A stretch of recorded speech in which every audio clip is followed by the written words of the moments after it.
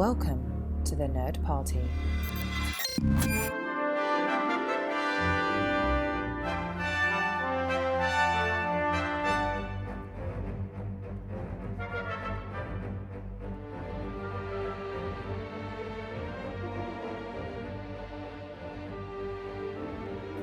Welcome to Aggressive Negotiations. You've found the Nerd Party's podcast that has everything to do with the Star Wars galaxy, the nooks and crannies that you're sometimes afraid to go into. We will explore with you. I am one of your hosts, Jedi Master John Mills, and with me, as he is every week, is my dear friend, my fellow Jedi Master, Matthew Rushing. Matt, how are you today?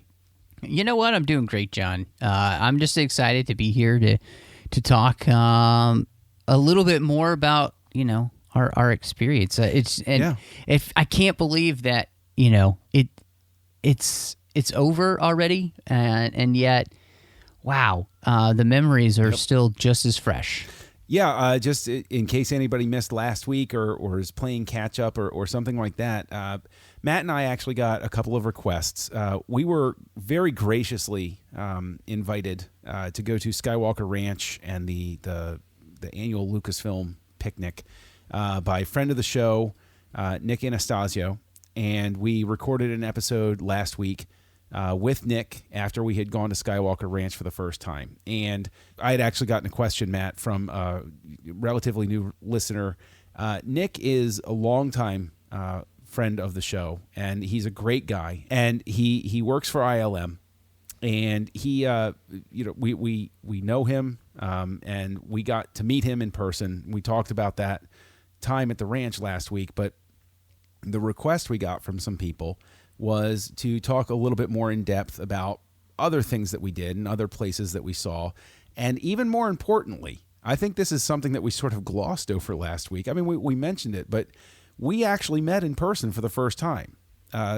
Matt, you and I have been podcasting together for, there's this show, but then there are other shows that we have podcasted on 3-4 years now, something like that. Is it longer? Yeah, I think it's because the 602 Club is this year is 4 years old, I think. Yeah, and one of the first ones I was on was a Star Wars one was it about Rebels? I believe so. And then we did that Star Wars episode not too long after that, where we just talked Star Wars in general, and that's the one that Nick listened to, which is what connected us all together. That's right. And so the three of us met in person for the first time, which was great because I not to belabor a point or anything, but some of the best friends I have are people I've never met in person. And so this year I met Tristan, the founder of the Nerd Party, co-host of Nerd Nuptial and Punch It here on the network. And so that was great. But then to get to meet Matt, Matt, there are times where we have spoken to each other 3 or 4 times in 1 week, like on podcasts. Yes. And there was even that run up to Force Awakens where we were literally talking to each other 3 times a week. Yes, it felt like episodes. that for sure. Yes, it did. But, okay, so I'm going to say Matt is just as wonderful a person in person as he is online. And I will also say that what was funny was we had sort of like reverse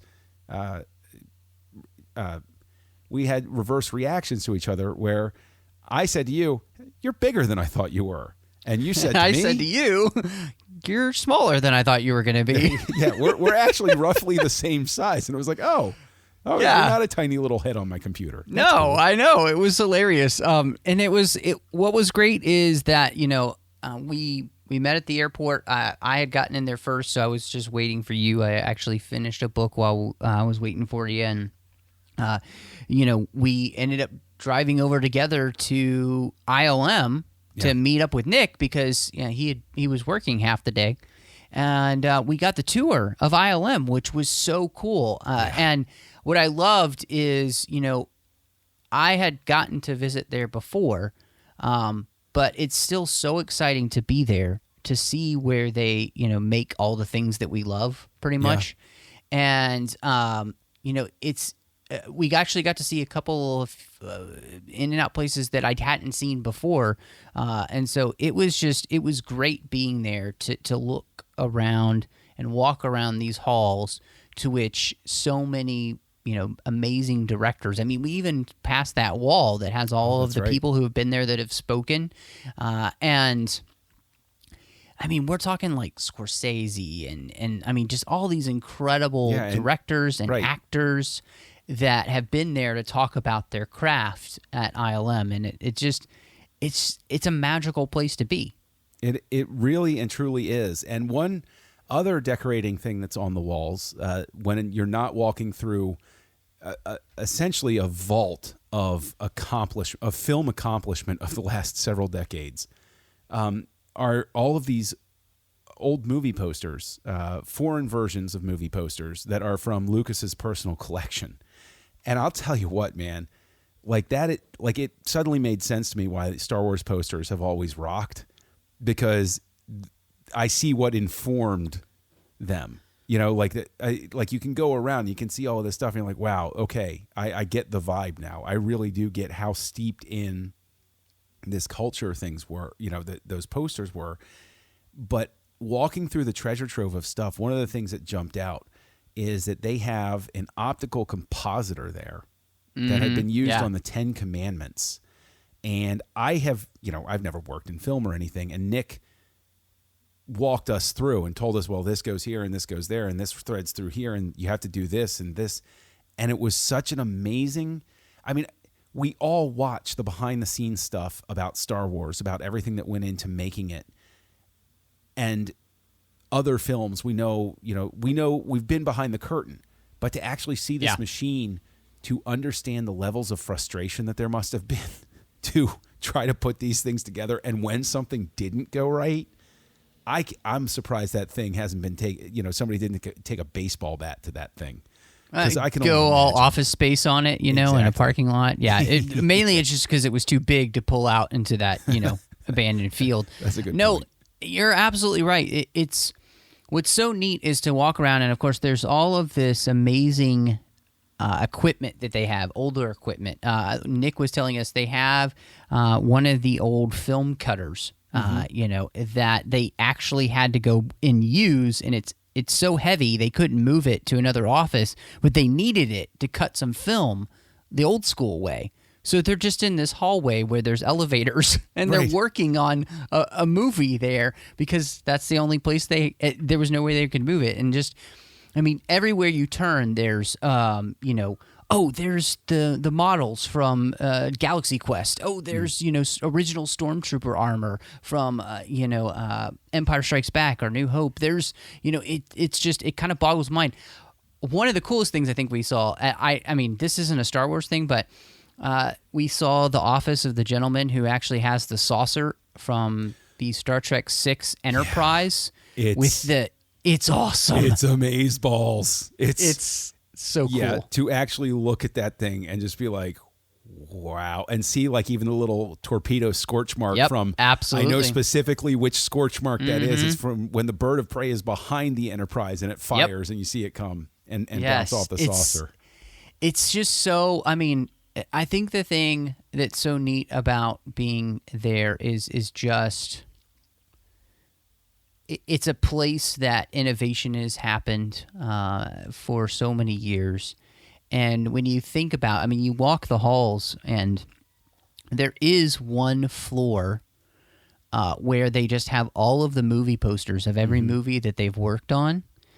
And, many of them have the directors have signed, thanks so much for your great work. I think, J.J. Abrams had done that for Star Trek 09. And, but it's just so cool when you walk around and you see how much a part of our childhoods is a part of what they've done. And they've been doing it, since, Lucas had this idea to create his own effects company because Star Wars was demanding that he do effects in a way that just nobody else had been doing. But at the same time, and I think that the optical compositor speaks to this, it wasn't just innovation in the sense of like coming up with a new technology because, that was part of it. But it was also respecting and understanding how things worked in the past and applying that knowledge forward. And I think that's really, to speak to your point about the innovation, that's really what you sort of spend your time marveling at, is everything is built on this idea of understanding what it took to get there. And it's not enough just to have the tools now. You have to know what that tool is trying to accomplish, and using the technology appropriately, knowing what technology to use for it is, I mean, you know, it's film history in and of itself to be in that building. And it's so overwhelming. I can't imagine ever getting, you know, like building that callus around your heart, you know, like, I mean, you know, those of us who have worked in offices, you walk through and like you see the hallways, like, blah, blah. Imagine that you walk through and you see stormtrooper armor every day that was used in one of the Star Wars movies. That's not, you know, that's not something where you're going to be like, yeah, that's just the old painting, you know, like it's literal film history right there. It's amazing. It's amazing. Yeah. I think that's the neat thing about that. And, you know, I would hope that anybody that works there, you find that inspiration, and not only that, but if you've never been to Lucasfilm in the Presidio, the work that Lucas has done for the grounds, making it just an absolutely gorgeous place, and then right across the street is what is known as basically Naboo, which used to be, I think, some kind of art museum, but it legitimately, the architecture and everything looks exactly like what you think Naboo looks like, because it's based off of that. And it's just this absolutely gorgeous, pristine place. It looks over, you know, you can see the Golden Gate Bridge from the big dining room they have and everything. So, I mean, it really is a place of wonder, and you can really tell that George really cared about aesthetics for the place in which his employees worked, that it was important to him. And that's, I think, the thing that both of us kind of felt when we were at the ranch too, was just George cares so much about these things because he understands that this helps influence the creativity of, you know, whoever is working on something, and giving people a place that helps inspire that is so important. I think in a lot of ways, I connect to that with the reason that the cathedrals were built. You know, in a place that when you walk into one of those gorgeous cathedrals, you know, it kind of makes you want to hit your knees, right? And so these places that George has helped create make you want to be creative when you're there, you know, and I think that's really wise. Yeah, well, yeah, you're right. It's there's almost an embedded challenge in it of, look what's been done.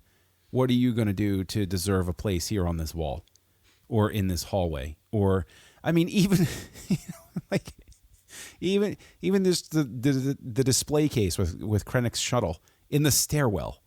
I mean, it's a stairwell, and it's got this beautiful thing, and you know, so it is truly a stupendously wonderful place to have been. And I think that funny as this might seem, and this might seem to come out of left field, but it's one of those things where when we met and when we went there, I almost have in my mind, because we refer to ourselves as the Jedi Masters, almost have in my mind this story that I would want to write about Jedi, you know, in the time of the Republic or the Clone War or something like that, who've never met.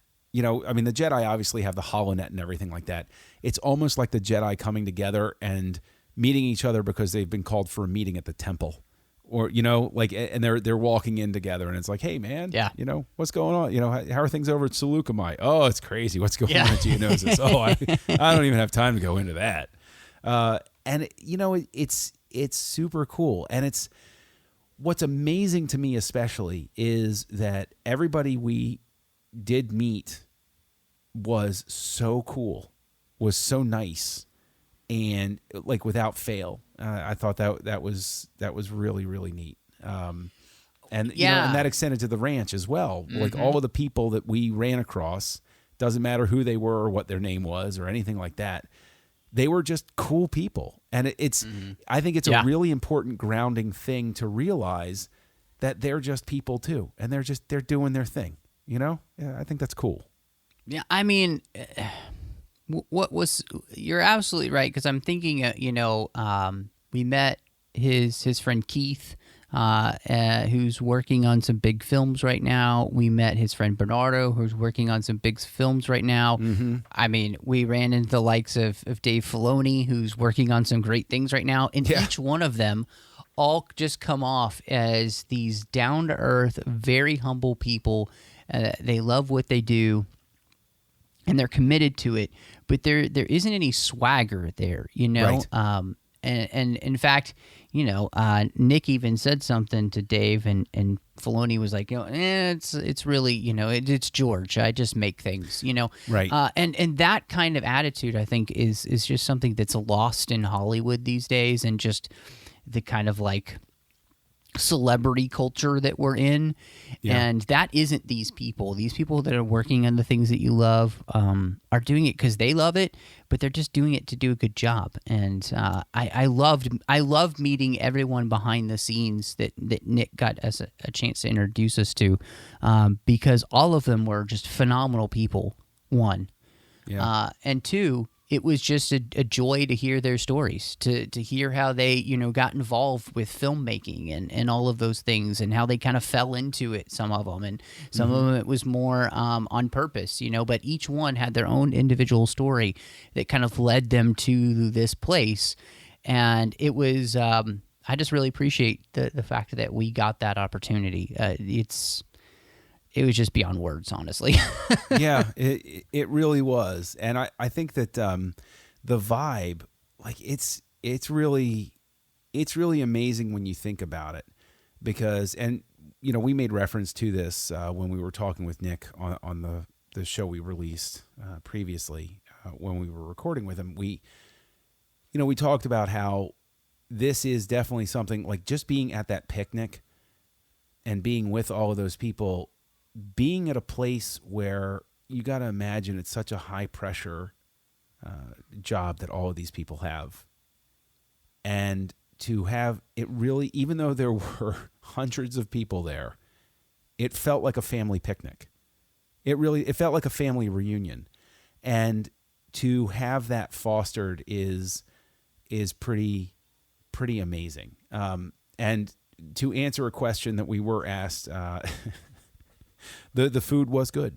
It was very enjoyable. It was very good. Yeah. And not only that, but I thought the fun thing was that made it felt like a family picnic. Like everybody, it's a big, Lucasfilm's a huge corporation, Yeah. and they're supplying the food, but everybody still brings something like a family potluck.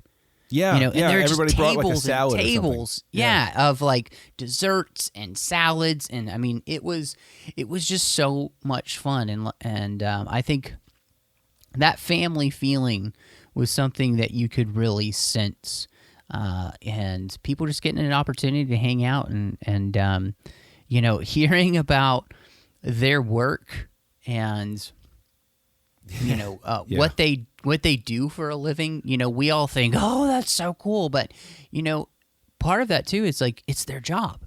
Right. They're there to do a job, and it is really cool for them to do it. But there are also downsides to that, right? If you're working on episode 8, episode 8. It's not a surprise for you, right? Right. Yes. There's nothing that is a surprise, and also, for the movies that we like to beat up on sometimes, that happen to have effects work in them, there's still people putting blood, sweat, and tears. Those effects, they still look good because they still care and they still want to do a good. It doesn't matter what the movie is; they're trying to make those things work. And there's a lot of blood, sweat, and tears that goes into things, and it's really. I mean, this opportunity was, and seeing everybody there with their families, with their kids, that is a really big perspective adjuster with those sorts of things. Because how often do you hear, and okay, so let's take it out of the context of just ILM, because there are other effects companies there. But when you sit there and you watch a movie, a sci-fi movie, and somebody just says, "Oh, the effects sucked," and it's like, yeah, you can say the effects were, now I do sort of carry that thing inside now where it's like, maybe I'm not going to put it that way anymore. Maybe I'm going to say instead, maybe they could have used more resources or something like that. Like let's go all the way back in the vault and go to Star Trek V, which used a non-ILM crew. People love to beat up on that. Well, they were using a small company that maybe after years of ILM, wasn't quite up to that task. But let's contextualize that, understand that. No, I think that's a really good point. And when you do get the opportunity to meet these people, I think that contextualization you were talking about is so important. I don't think anybody thinks, let's just make the crappiest movie possible. Right. Like nobody thinks that. Okay. Maybe there are two or three people that think that. Probably. And I don't want to name names, but in the end, people are pouring their heart and soul into things. And especially these guys with the effects work. I mean, our friend Nick, he worked on Kong Skull Island. The effects in that movie are outstanding. I mean, just like blew my mind. My wife and I went and saw the film just because we knew it was going to be a spectacle. And I'd have to tell you that incredible like monster fight at the end was totally worth it. Like, I actually, unfortunately, was on a plane, so the screen was not large, but because of our conversations that weekend, I actually watched Kong Skull Island on the way home. And I agree with you. Like, I was sitting there, I was like, that's a giant monkey beating up helicopters. I kind of love what's happening right now. Yeah. That's kind of awesome. And there are, and what's great about that too is you think there are plenty of movies that can be like that. And, I think coming kind of back to Star Wars,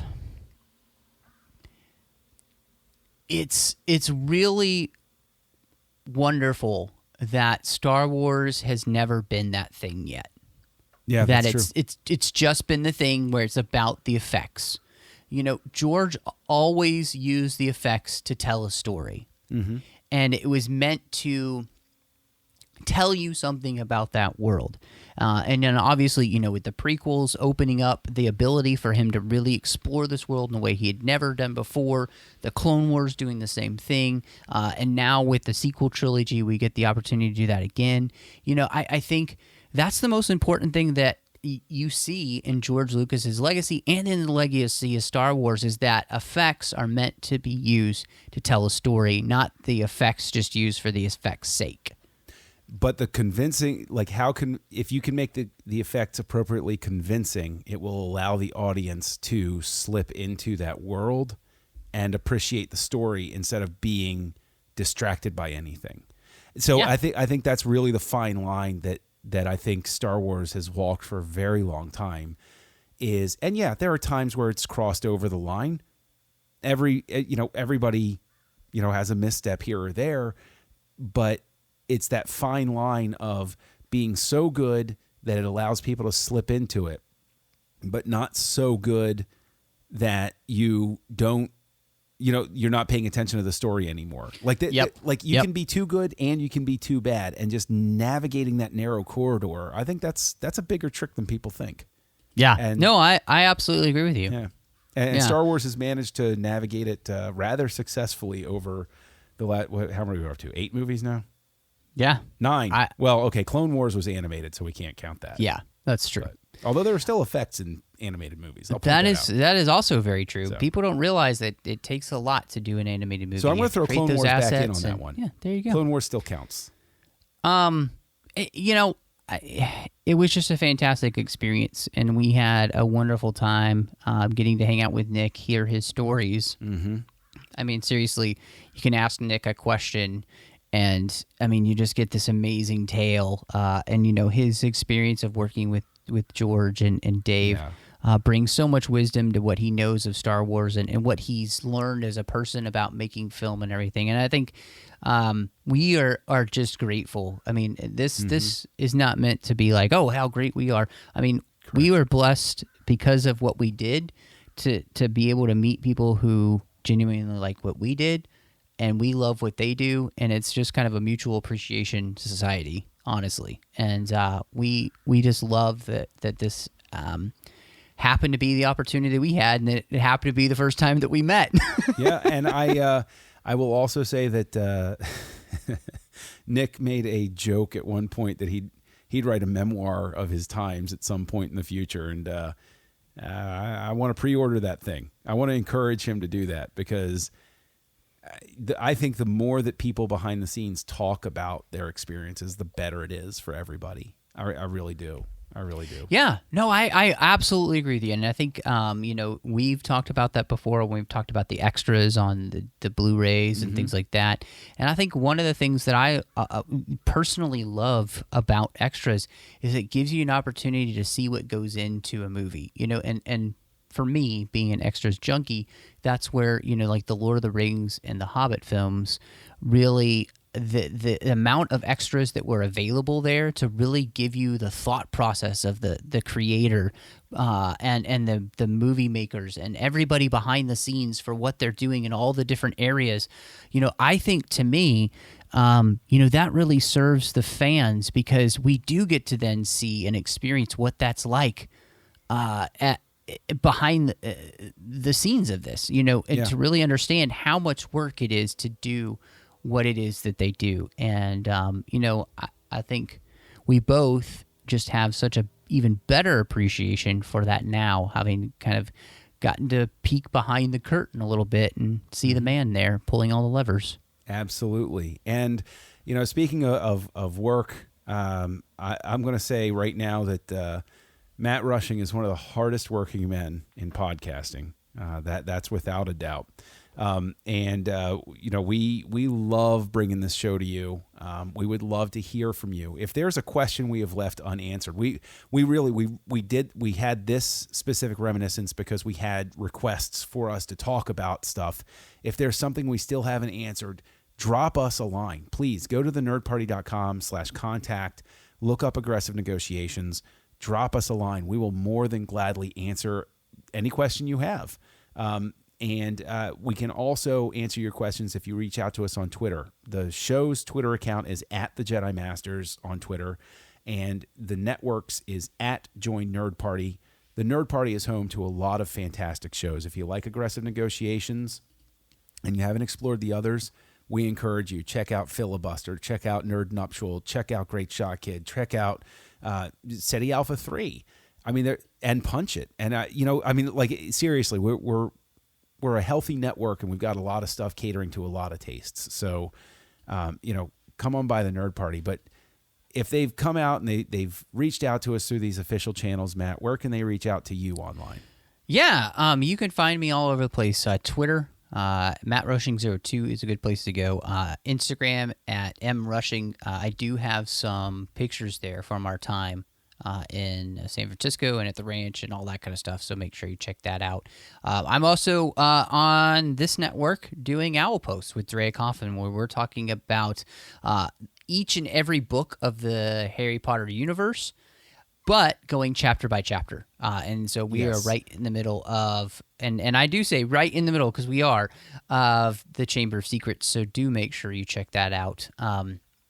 And over on the Trek FM network, we talked about doing the 602 Club, our general geek show, actually the place where John and I met. So we've, I think we have, with supplementals now, we have 169 episodes of that show. So Bingo. A lot for you to listen to. There is a lot, yeah. And then, of course, doing and then, of course, doing The Orb with Chris Jones, talking about Star Trek Deep Space Nine. And last but not least, if you like film, and you would like to hear me and my friend Courtney talk about that through the lens of faith, check out Cinema Stories, where we're doing that. And we've got, I think, 5 episodes now. So we'd love for you to check all of those out anywhere you get your podcasts.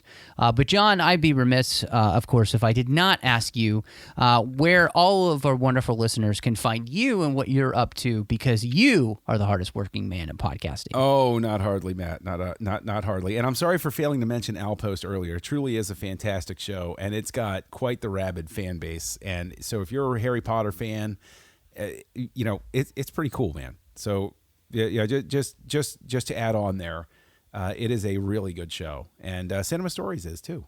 Oh, thank you. Yeah. So you can find me. I'm Kessel Junkie. That's my nom de plume online. And you can find me here on the network co-hosting Great Shot Kid with Mike Schindler, where we look at inspiration points and outside work of Star Wars creators and, Star Wars' place in the, sort of the creative pantheon. And I co-host over on the Trek FM network, also with Mike Schindler, Stage 9, which we do. So it's what I said about Great Shot Kid, but it's for Star Trek creators. That one's a lot of fun.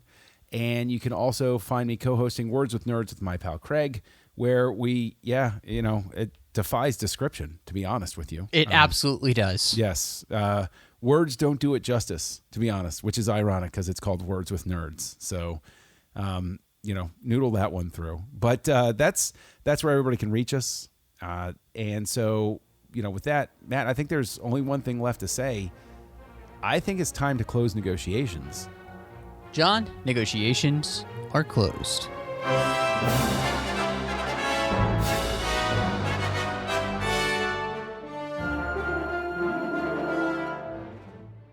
Join the revolution. Join the Nerd Party.